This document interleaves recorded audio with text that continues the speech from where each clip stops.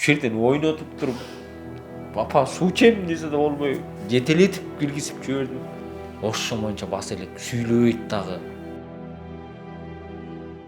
Мама деп айтып койчу хотя бы деп. Просто Күнүнө 2-3 жолу жалынам. Эми чуркап жүргөн балам мондай абалга түшүп калса аябай кыйын экен да. Макул мен 7 жылдан бери ушинтип көтөрүп жүрсөм буларга унчукпайт болчу. мага чалды. Досрочно келиңиз. Бала жагы эме реанимацияга түшүп калды деди. Балаңар өлүп калат деди. Бизди кыйнады.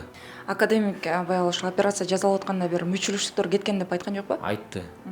Ушинтип узун салып койгонсуңар деди. Туугандарым келген учурда деле эми ушундай эле узун кылып коюп берип жүргөнмүн. Аман эсен эле балдар жакшы эле жүрөт да. Канды тазалайбыз деп мениндо какой-то бөлүк чөсүн алып салган дейт да. Мениндо. Баланы карабай койду кыскасычы. Балам ошол акыбалда жатты. Ошол сөбүктү алып салган да. Азыр баланын башында чуңкур оюк бар. Ар бир хирург показанияны өзү коет. Бул бир. 7 жыл ойноп, күлүп жүргөн, сүйлөсө дагы так сүйлөп, сонун балабыз бар болчу. Эми минтип шалдыратып алып келип штаб койду бизди. Алдыда дарханын дарылануусу кандай пландалып атат деги эле азыркы дарханын акыбалын карап дарыгери катары эмнени айта аласыз? Дархан Эне жана баланы коргоо улуттук борборунун дарыгерлеринин шалакылыгынан ойноп жүргөн балам сүйлөбөй баспай калды деп Дархандын ата энеси Сокол Медиа редакциясына кайрылган дал ушул окуянын жоо жайын алдыңкы мүнөттөрдө биле аласыздар. Урматтуу көрүүчүлөр, азыр биз Дархандын ата энесине келдик. Азыр ооруканада Дархандын ата энеси экөө тең Дарханды карап жатышкан экен. Айтсаңыздар, алгач өзүңүздөр тааныштырып өтүңүздөр, анан Дархандын азыр акыбалы кандай? Алдакеев Шабдан, Шембекович, Талас районунан болом, Талдыбулак айылынан болом. Азыр Мен өзүм Элмуратова Делфиза, Дархандын апасы болом. Эң биринчи жолу 2019-жылы 8 айында гидроцефалия деген диагноз коюлду. Анан балабыздын башы чоңоюп, бияка ушул эне баланы коргоо борборуна ушу нейрохирургия бөлүмүнө алып келгенбиз баланы көтөрүп. Ошол биринчи жолу операция жасалды. Башына неме деген жанагы шунт аппарат, баштагы суюктук кетип тура турган аппарат коюлду. Анан биз ушул убакыт 7 жыл болду ушул аппарат менен жүргөнүнө. Биз келип эле көрүнүп кайра кетип калчубуз. Биз жатып, ооруп эч мындай жаратпай эле келдик. Анан акыркы немеде ошо 2025-жылдын июль айында көлгө барганбыз. Ошо көлдөн келатып көрүнүп кетели деп кайрылып көрүнсөк, бизди рентген аппаратына жөнөттү. Барып рентгенге түшүп келсек, могу курсактан келген шунттун узундугу кыскарып калыптыр. Балада 4 сантиметр деп балага срочно операция дешти. 25-июль күнү түштөн кийин ушул неме 4 түштөн кийинки 4 убагында балага операция жазалып, операция неме жакшы өттү, бала жакшы болуп кетет, баары сонун өттү деген. Балам эртеси жашынакай эле жүрдү. Операцияны ким жасады? Операцияны Канаев Байыш жасады. Анын жанындагы өздөрүнүн жардамчылары менен. жакшы болбой койду да. Кусуп, анда мейли деп койдук, наркоз тарабай атат деп коюшту. Анан суу бер деди, суу бердик. Операция алган адам айтты, наркоз тарабай атат, ошол үчүн кузуп атат деп. Ошол үчүн кузуп атат деди. Анан кайра саат 1-2 күн өттү, 2 күн өткөндөн кийин эле мага чалды. Досрочно келиңиз.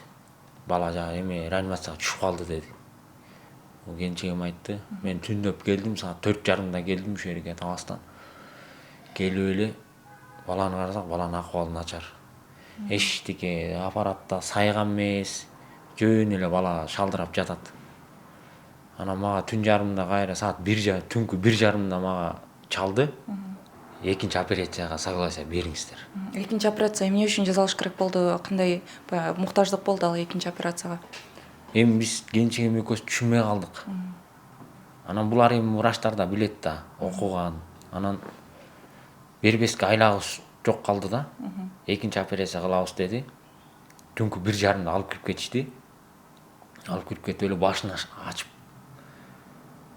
ачтырып эле кайра жабышыптыр. Эми биз көргөн жокпуз да. Ошо менен өздөрү кайра эмеге реанимацияга алып кирди. Балабыз ошо реанимациядан сүйлөбөй да калды. Баспай дагы. азыр бир ооз сөз айтпайт, атабыз менен балабыз менен. Мен врачтарга көтөрүп кирген эмесмин. Колуна жетелетип бергем. Жетелетип сүйлөп чуркап турган баламды. Эми минтип бул акыбалга алып келип салды. Кайра ошо боюнча бас элек сүйлөбөйт дагы. Анан реакция алабы үндөргө? жок, азыр мына эчтеке кылбайт. Мына ушинтип эле жатат болду. Анан кийин бизди кыйнады. Үчүнчү операцияга бергиле, балаңар өлүп калат деди. Анан биз дагы ойлонуп калдык. Анан экөөбүз чечели дедик. Койтур биз эне атасыбыз. Эме ойлонолу биз. Кара кушун ачам деди. Анан эмне жерден саям деди ал дагы шунтту. Анан экөөбүз ойлонуп калдык, Койтур ойлонолу. Анан мурунку врачын издеп баштадык. Издеп барып таптык. Снимактарды көрүп эле айтты. Бул балага операциянын кереги жок экен. Эмнеге жасадыңар? Эмнеге башын ачып жибердиңер? Эмнеге 2-3 жолу жасап жибердиңер баланы? Академик баягы ошол операция жасалып атканда бир мүчүлүштүктөр кеткен деп айткан жокпу? Айтты. Шунту узун салып койгонсуңар деди. Башын ачпаш керек болчу деди. Бул балам эми ортодон 3 күн өтүп эле кайра жасалды да. Эч бир дайындашкан жок баланы. Эми операцияга дайындайт го, капельница коюп, баланын акыбалын текшеришип, анан алып киришет го операцияга. Ортодон алып кирип эле кайра бизди кагаз жазып бергиле. 3-чү операцияга согласие бербесеңер балаңар өлөт деди. Реанимациянда заведующий ошентти. Бүт диктофондор бар бизде. Бүт документтер бар. Анан мен академикке барсам, академик келди өзү 84-төгү чалып, улуу башын кичүү кылып келди. Бул жакта дарыгерлер арасында демек жыйын өттү, өзүнчө. Жыйын өттү, консулин өттү. Консулин өтүп, бул балага операциянын кереги жок экен, 1 жыл, хотя бы 2 жыл кереги жок экен. Неге срочно ачып жибердиңер деди. Шунтту эмнеге анча, эмнеге узун салдың деди. Эми балабыз сүйлөбөйт, баспайт. 7 жыл ойноп, күлүп жүргөн, сүйлөсө дагы так сүйлөп, сонун балабыз бар болчу. Эми минтип шалдыратып алып келип штаб койду. Бизди мындайча айтканда коркутту да, заставить этип 3-чү операцияга бербесеңер балаңар өлөт деди. Өлөт балаңар. Анан эми бала сүйлөйбү, буттары го кичине акырындык менен иштеп баштады. Бирок баса элек жерге койбойт бутун. Эми сүйлөйбү десем, эми бул Кудайдан. Может 1 жылдан сүйлөр, может 10 жылдан кийин сүйлөр. Бул эми ушул күнүңөргө шүгүр кылбайсыңарбы дейт. Эми мен жетелеп келген баламды ушундай акыбалга түшүрүп отурса, анын кимде болсо ызасы келет да турабы. Эми барчу жерлерибизге деле бардык, бирок эч кимге үнүбүз жетпей койду. Канча балаңыздар бар? 4 балам бар. 3 уул, 1 кызым бар. Баарын таштап коюп, ушул дарханда караган бул жакта жүрүп. Ушул жерде отуруп мынакей. Канча күн алда реанимацияда 15 күн жүрдүк, машинеде жашап жүрдүк мына. Врач өзү көрүп жүрдү. Машинеде ысыктын күнүнө машинеде жашап жүрдүк. Башында мен даже карагандан да кыйналдым. Бала чычканын билбейт же сиенин билбейт. Дагы деле дары берип чычырабыз, дары берип сийгизебиз, сийип өзү чичип жүргөн бала ушундай акыбалга түшүп калгандан кийин, конечно. Балаңыздын сүйлөгөнүн сагындыңызбы? Мама деп айтып койчу, хотя бы деп. Күнүнө 2-3 жолу жалынам. Бияк міне ошол күндөрдү эстегенде міне. Балам даже чайнап тамак жегенди да билбей атат. Колуна берсең оозуна мынтип тыгат дагы жутуп жиберет сразучу. Эми чуркап жүргөн балам мондай абалга түшүп калса аябай кыйын экен да. Макул мен 7 жылдан бери ушинтип көтөрүп жүрсөм буларга унчукпайт болчу. Эми бир Кудайдан деп коймокмун. Эми чуркап жүргөн балам. 7 жыл көтөрүп жүрсөк, анда мен өзүм деле айтмакмын, эми бир Кудайдан ушуну бир көргүлөчү депчи. Көргүлө. Болсо болбосо жок деп. Ушул жерден ойнотуп туруп, папа суу ичем десе да болбой. Койуп туруп алам азыр. Эчтеке бербейсиңер деди. Койуп туруп алам азыр. Сонун болуп чыгасың деп. Жетелетип киргизип жибердим. Азыр ушундай реабилитациялык эле баягы кароолордон өтүп атыптырсыздар да, алдын ала эч кандай операция коюлган эмес, болгон дарылоо менен эле баланын сакайып кетүүсүн күткүлө деп коет да. Күтүп атабыз, эми буларда деле эч тыянак жок. Эч тыянак жок болду. Бала келатат, өзүнө деп коет, болду, эч тыянак жок. Мен 2 жолу чакырдым өзүнүн врачын. тиги академикти экөө келип 2 жолу көрүп кетти. Ошолор консулун өткөрүп, ошолор назначение бергенде бала астыны көздөй жылды, кичине жылды. А так эч реанимациядан чыккан эмес. Ошол күнү ошо академиктер келет деген күнү баланы эми бутунадагы немелер аппараттарды чаптап, тырмактарын алышып ошол күнү.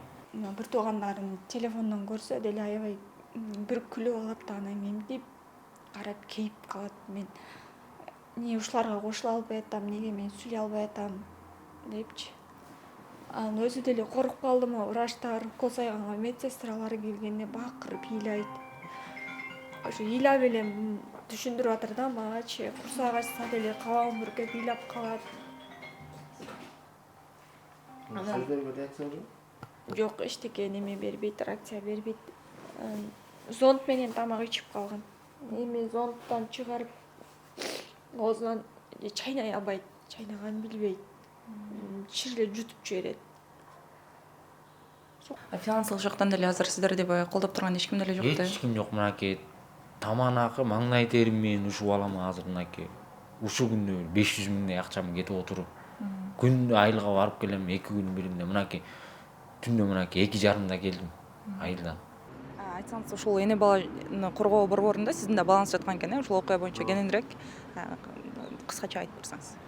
Биздики жолдо кырсык болуп, балага таш тийип калган тоодон түшкөн да. Анан кийин Кочкордо жаттык, мен дагы реанимацияда жаттым. Ан болсо бул жактан кочкорлуктар биякта чакырды. Булар болсо эртең менен саат 9да чакырылган булар. Анан кечки саат 10до келишкен да. Кечке чейин күттүк. Бала ошол учурда реанимацияда жаткан. Ан болсо ал жактан болсо кечинде мен өзүм реанимацияда тяжелый болуп жаткан себептен аялыма кол койдуруп, каршы эмеспиз, шаарга алып кеткенге макулбуз деп аялым кол коюп берип койгон да. Анан кийин баланы Бишкекке алып кетип калышкан. Негизи болсо мен сураштырып билиштиргениме караганда андан кийин көп жерлерге бардым. Бишкекте көп нейрохирургтарга бардым, снимактарды көтөрүп алып. Көбүнчөсүнүн айтышы боюнча операцияны ошол жерде кылыш керек экен. Нарын Кочкордо получается. А булар болсо Кочкордо томография жок, биз көрө албайбыз деп Бишкекке алып келген да. Врачтар айтып атат, Кочкордогу томографиядан бөлөк баардык шаймандар жетиштүү дейт Кочкордуку биринчиден. Экинчиден болсо томографиянын кереги жок болчу дейт. Кайсы жерде повреждение болгону көрүнүп турат деп атат да врачтар. Анысы ал болуп калды. Андан кийин Бишкекке алып келишти. Бишкекке алып келип операция жасашты. Операцияны өздөрүнүн айтымына караганда удачно жасадык деп атышат. Менде дагы бир аз экөөбүз максат экөөбүздүн сүйлөшкөн видео эмес, аудио запистер бар. Максат ким болуп калат ошондо? Дарханга операция жасаган Байыш байкенин Абдыбаев мырзанын жетекчиси? Жетекчи, заведующий отделение бияктыкы. Ушул отделениянын бөлүмүнүн башчысы болот экен да. Анын айтымында удачно болду деп жатат. Анан болсо операцияны именно кандай кылдыңар, мээге доо кеткенби, мээге тийгенби десем, бир айтымында мээге тийген деп айтат, бир айтымында болсо баштагы вена эле кесилип калган деп айтат да. Синус дейт, бир нерсе, бир тамыр дейт да. Анан болсо аны биз тигип даярдап баарын жаап койдук дейт. Анан кийин баардыгы жакшы болуп кетет деп эле түшүндүрмө берип койду бизге. Анан болсо азыр баланын дагы кийинки катасы баланын башындагы сөөктү алып салганда, баланын башында ушунчалык неме болгон, сөөк болгон, сынык сөөк. Ошол сөөктү бала 7 жашта болчу. Ошол сөөктү алып салганда азыр баланын башында чуңкур оюк бар. Баланын башында оюк бар. Анан кийин ал уже 16 жашка чыкканга чейин ошондой акыбалда жүрөт экен, по идее.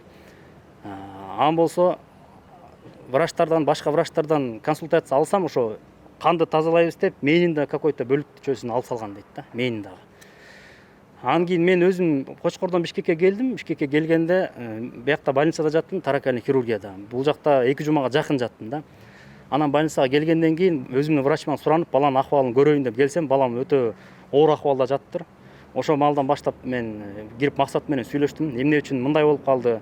Дагы бир жеринен болсо, ошо оор акыбалда эле немеден реанимациядан чыгарып салган баланычы. Эч ким жок да. Эч ким караган киши жок, аялым да жок, эч ким жок кезде эле чыгарып койгон да баланы. Ошол жөнүндө келип сурадым, эмне үчүн тезирээк эле чыгарып салдыңар? Эмнеге мындай кылып коесуңар? Ошол суроолорду. Анан операция именно кандай жолдор менен болду, эмнеси болду, ошол сыяктуу суроолорду бердим.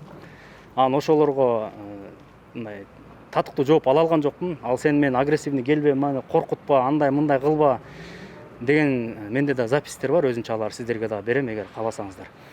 Кыскасы ошондой болду. Анан кийин баланы карабай койду кыскасычы. Балам ошол акыбалда жатты. А мен өзүм жата албай, ошол эменин баарын Бишкектеги көп эмелерге алып барып көргөздүм, снимактарды.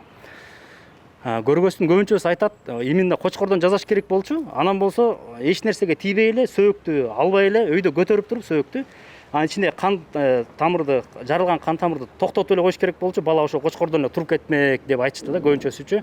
Бирок бизде медициналык илим жок болгон себептен биз аны толук мындай доказательность бере албайбыз чындыгында. Айтсаңыз, балаңыз бул жакта жатканда кандай акыбалда болду, анан кандай акыбалда чыктыңыздар, эмеден абалда чыктыңыздар ооруканадан?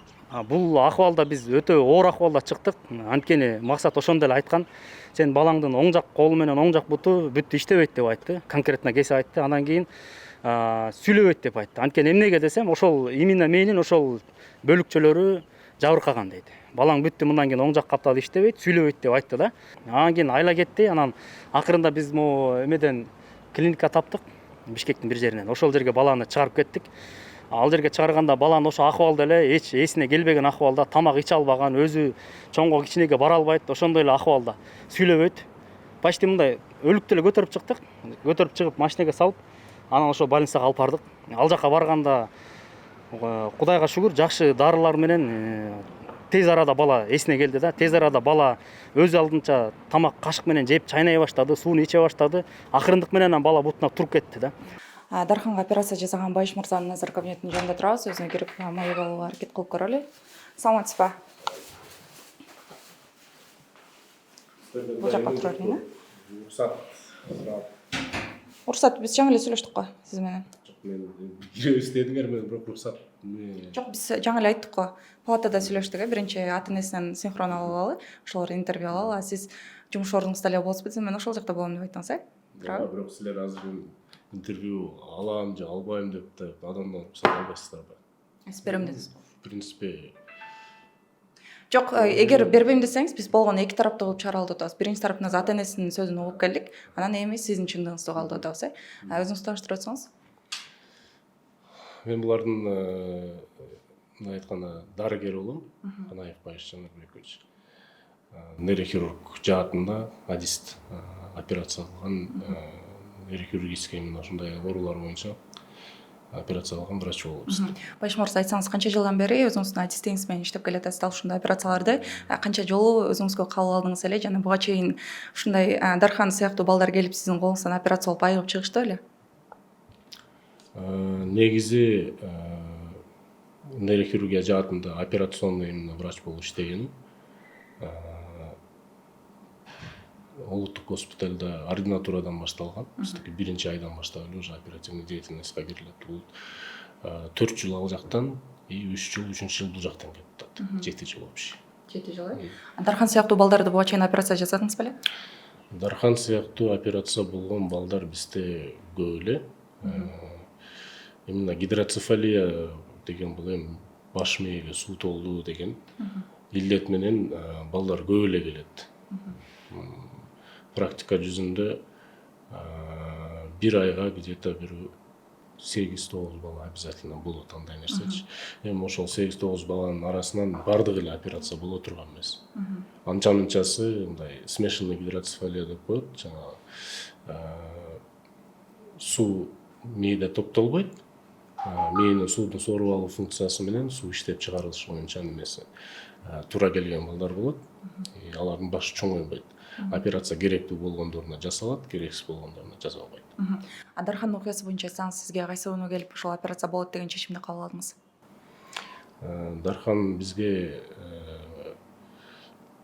анда уже башка бөлүмдө иштеп атканбыз, бул жак убактылуу ремонтко жабылган кезинде. Булар так бизге 25-inde биринчи операциясы болду. Андан кийинки операциясы 2 күндүн аралыгында эле болду. Кечирим сурайм, сөзүңүздү бөлгөнүзмө. Анан биринчи операция болгондон кийин операция ийгиликтүү өттү деп Дарханды ата-энесинин колуна тапшыргансыздар. Анан эмне мүчүлүштүк кетти деп ойлойсуз? Өзүңүз адис катары айтсаңыз. Мындай орусча перевод кылып айтып берсеңиз, эмне мындай мүмкүн неме деп атпасызбы? Показания деген сыяктуу. Катачылык кетти деп ойлойсуз, адис катары өзүңүздүн оюңузда. Катачылык деп айтканы бир аз немерээк, себеби дегенде груб болуп калат. Медицинада ар кандай учурлар болот.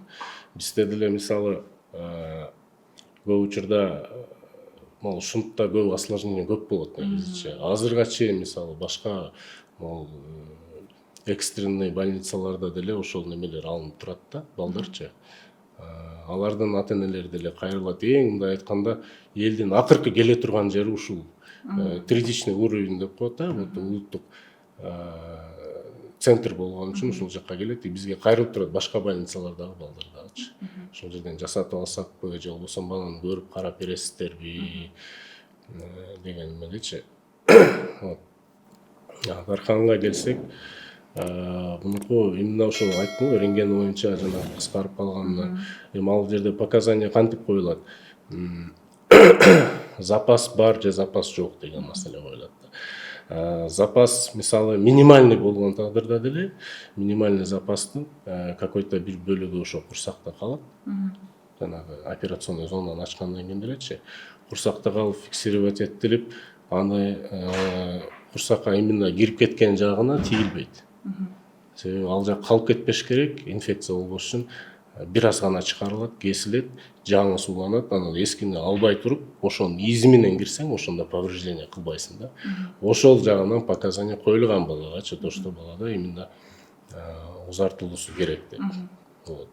Ошол негизде болду операция, бала реанимацияда болгон, реанимациядан кийин анан акырын 1-2 күн абалын жеңилдеткенден кийин кайра томография тартылды. Ошол эле абал.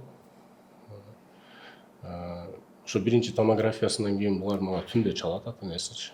Ой, мага медсестра чалды, ушундай бала ухудшение берди.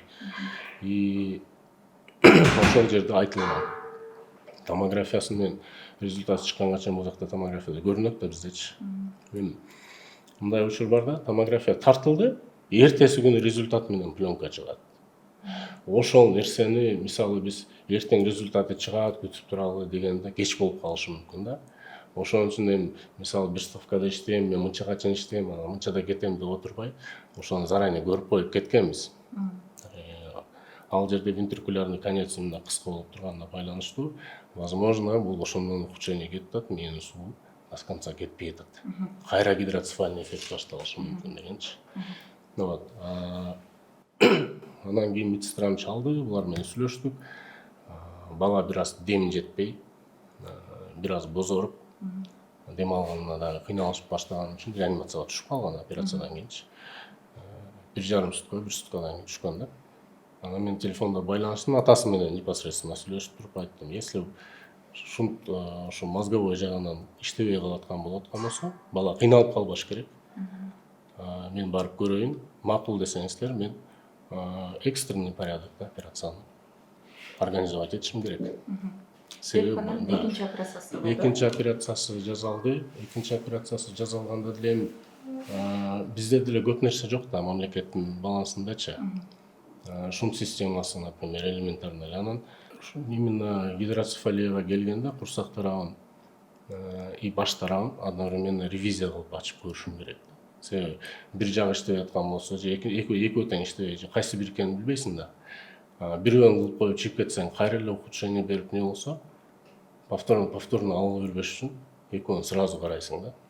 Экинчи операциясына киргенде ошол эми жанагы мээге кирген жагында 1 сантиметрдей запасы болгон да. 1 сантиметр мүмкүнчүлүк болгон, акырын ал жагында четтерин бошоттуп киргизип бергенчи. Ошол нерсеге эми баланын абалы оор болгон үчүн эч болбогондо ошол этият шартын кылып чыгып кетишке максат болгон биздечи. Курсак жагына эме кылып, башка адисти чакырып, именно хирургду. Ал бир тарабын карады, мен бир тарабын. Чтобы мен бир жагын кылып, анан экинчи жагына көчүп, немени узартып салбаш үчүнчү убакытта. Обязательно текшерилет ошол жерде операция жасалып аткан үчүн да суу канчалык келип атат, канчалык келбей атат. Сөзүң каралжыбысың анда. Ошол экинчи операциясы болгондон кийин Дархандын абалы баягы турукташпай, бир аз оорулушкан абалда калган бойдон калды деп ата энеси айтып атат да. Анан дарыгерлердин жыйыны болуп тур. Ошол жерде академик келип, анан кийин баягы сиз койгон операцияда узунураак коюлуп калыптыр деп атабы? Ошол боюнча дагы айтсаңыз, деги эле ушу Дарханга 2 жыл, 1,5 жыл, 2 жыл аралыгында эч кандай операция керектелген эмес деп академик өзүнүн сөзүн айткан деп атышат да. Эми мындай да, ар бир хирург показанияны өзү коет. Бул бир. Тем более адистик боюнча, конечно, академик всегда өзүнүн немесин акыркы сөзүн айтат. Биз эми практика жүзүндө ал киши менен баардыгыбыз эле операция кылып жүргөн убактары нейрохирург эсептелебиз. Узун коюлуп калды дегенге мен ошол учурда деле айтканмын. Мен өзүм туугандарым келген учурда деле гидроцефалиядан врачтын туугандары мындай застрахованный эмес да туурабы, менде деле болуп калат туугандарымдын арасында. Ошондойлорго келген учурда мен ушундай эле узун кылып коюп берип жүргөнмүн. Аман эсен эле балдар жакшы эле жүрөт да. Ошол эле учурда булардан бир аз эле эртерээк бизден выписка болуп чыгып кеткен пациенттер бар, тоже узун коюлган. Бул баладан анча эле кичинекей, 1,5 жаш, 2 жаш, 1 жаш. Ошондо стандарттуу түрдө коюла турган баягы узундуктан узунураак коюлганбы же сиз өзүңүз атайын ушундай практикаңызда узунураак коесузбу? Негизи эле узун коюлат. Эми ар ким ар кандай неме кылышы мүмкүн, рассуждение, бирок мировой стандарт боюнча узун коюлат да. Азыр неме современный боюнчачы 90 сантиметрдикти алып келип беришкен, ошонун ичинен где-то 10 сантиметри алып салынып, анан кийин коюлган. Вот. И ушул убакка чейин бүт ошо до конца узун коюлуп жүргөндөр эле. Эми бул эмне үчүн коюлат? Чтобы кайра мындай 5-10 жыл сайын узарта бербеш үчүнчү. Операцияны. Да. Эгерде бул система ар бир возрастка мындай ар кандай коюлуш керек болсо, ал бир стандартта чыкпайт эле. Ар бир баланын возрастына, салмагына карап туруп, мынча размерде аласың, мынча узунлук болот деп туруп, аны предоставлять этишмек да. Ушинтип мамлекетке алып келген адамдарчы стандарт 90 сантиметр. Же болбосо андан узунураактар болуп калат. Кээ бирде чоң адамдарга да коюлат да. Взрослыйларга деле коюлат. Айттым ғой, гидроцефалия тубаса гана болуп калбайт. Травмадан кийин, мээге кан куюлуп кеткенден кийин, ошо мээнин карынчалары бекилип калганда жүрөгүндө суу кетпей калып, гидроцефалия башталып кеткен учурларда эми чоңдорго да коюлат. Айтсаңыз, 3-чү операциядагы керектелет деп баягы ата-энесинен макулдук сурап турсуздар го. Бул боюнча эмне деп аласыз? 3-чү операция эми ошол мозговой конец дегенди узартып берүү максатында. Себеби суу келбей калды да. Суу келбей калды, жанагы дополнительно сантиметр киргизип берген тагдырда делечи. Вот. Ошону узартып берели, чтобы мээден суу кетиш керек. Мээге кысым болбош керек. И академик келген тагдырда алар айтышты, вторичный гидроцефалияны күтүш керек. Кайра гидроцефалия башталыш керек, кайра мээ ачылып, кеңейип туруп, анан суу келип баштайт депчи. Ата-энесинин каалоосуна байланыштуу десекпи, же болбосо коркконуна байланыштуубу, ошол 3-чү операция так сунушталып, эч ким заставить этпейт. Эч качан врачтар заставить эткенге өз кызыктар болбойт ал нерсегечи. Эми ошол учурда ошол туура деп эсептелген. Себеби дегенде действительно алганда суу келсе, мээден суу кетсе, шунттан чыкса, значит баланын абалы жакшырыш керек, туурабы? Вторичный гидроцефалияны күткөнгө эми вынужден болуп калдык, айла жок, күттүк. Себеби дегенде академиктер сөздөрүн айтты, мен өзүмдүн позициямды айттым. И ата-энеси макул болбогондон кийин анга тийилбейт. Мен деле макул болдум, көнөбүз, дары-дармек менен күтөбүз. Алдыда дарханын дарылануусу кандай пландалып атат деги эле азыркы дарханын акыбалын карап, дарыгери катары эмнени айта аласыз? Дархан сапорозное состояние деп коет, эми оглушенный мындай кайсыл жерде экенин билбей, бир точканы карап, вялый мындай шалдырап жаткан учурларынан өттүк уже. Ошондой күндөрдө өттү башыбызданчы. Анан анга салыштырмалуу азыр уже эмоцияларын билдирет. Бир команда аткар десең аткарат. Өзү мындай тамак жеп калды, дем алганы туруктуу. Кудайым буйруса жаман эмес. Келип атат ушунча эле болупчу. И буларда дагы мисалы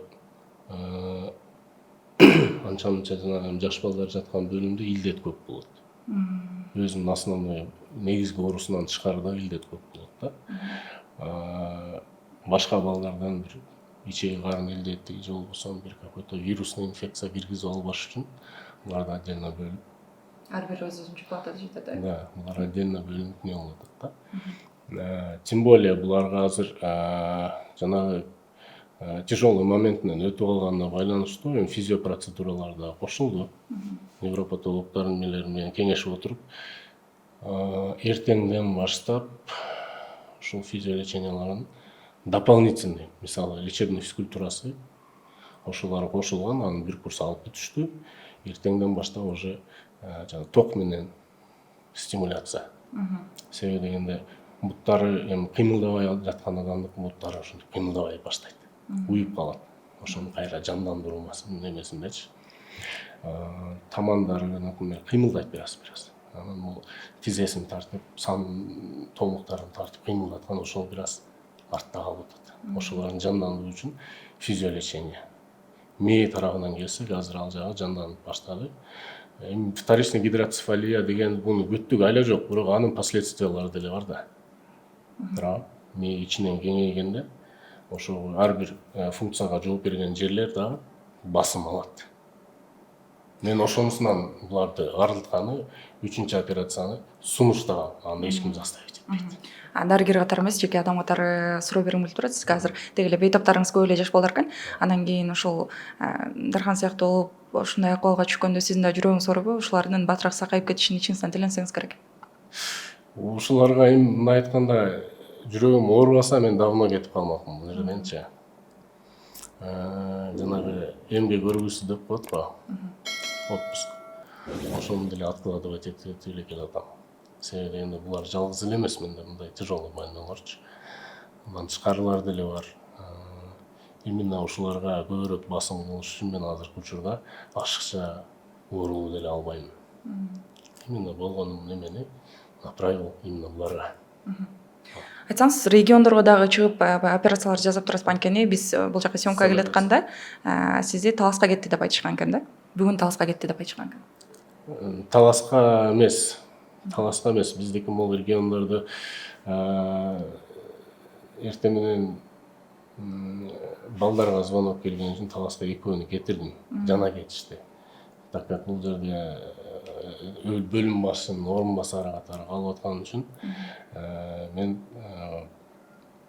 пока что больнойлорун покидать этпей турушум. Ближний немелерге барып келишим мүмкүн. Токмок, там, Чемин дегендерге, чтобы батыраак мен кайра шаарга келе ала турган болупчу. Таласка вызов түшкөн, ал боюнча эки адистибиз кетти уже, ал жакта действительно тоже тяжелый случай, операция кыла турган. И вот мен ошол эмеси боюнча выездной консультация дейм, санавиация деген. Ошол боюнча эртең менен кечинде вызов алдык. Эртең менен саат 6:30 чыгып кетип анан кайтып келдим да. Жумуштарыбыз. Эми мындай айтканда, биз деле статистиканы так неме кылып бере албайбыз. Себеби дегенде перечень населения дегенде бизден өтпөйт да. Примерно 7 миллион элдин 2,5 миллиону жаш бала болсо, 7 регионду кошкондочу, ошого Кыргызстан боюнча где-то бир 5 или 4 нейрохирург. Бизден тышкары дагы 2-3 болушу мүмкүн. От силы бир жетип эле да. Вот. И вынужденно гос болгон үчүн биз төртөөлөбүз. Төртөөлүш 7 региондо турган милдетибиз.